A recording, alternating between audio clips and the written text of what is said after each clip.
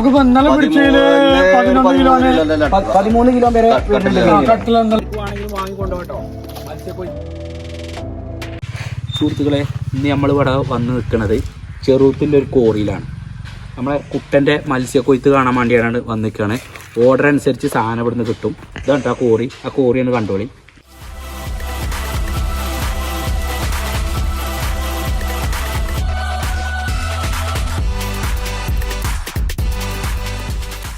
കേട്ടോ സംഭവം കിടക്കണേ.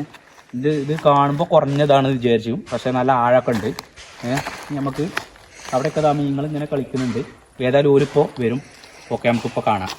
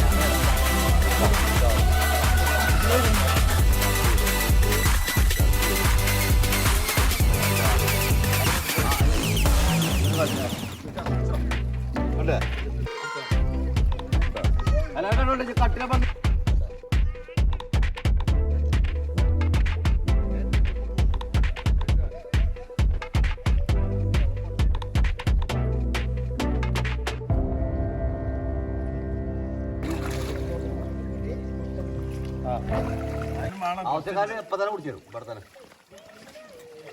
ഒരു 10 13 12 കൂട്ടിക്കോളി.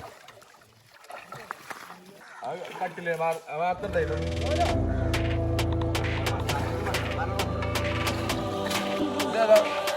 മീനല്ല ഫോട്ടോ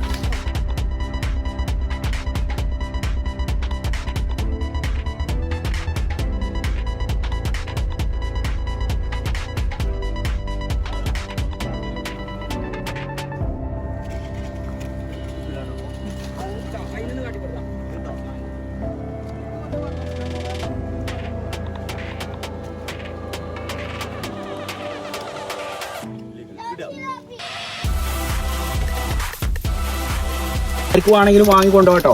മത്സ്യക്കൊയ്ത്താണ്. കണ്ടുന്നിട്ട് കാര്യമില്ല, വാങ്ങിക്കോളിട്ടോ. ഇതാ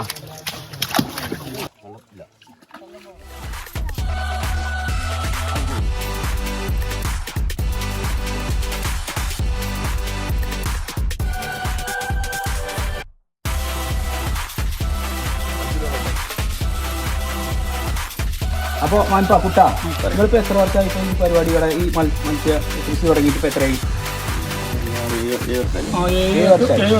നിങ്ങൾ ഈ പിന്നെ വെള്ളം കുറയുമ്പോൾ പിന്നെ ഏപ്രിൽ മെയ് കാലഘട്ടങ്ങളിലാണ് ഇത് എടുക്കല് അല്ലേ? മീനൊക്കെ എടുക്കല്.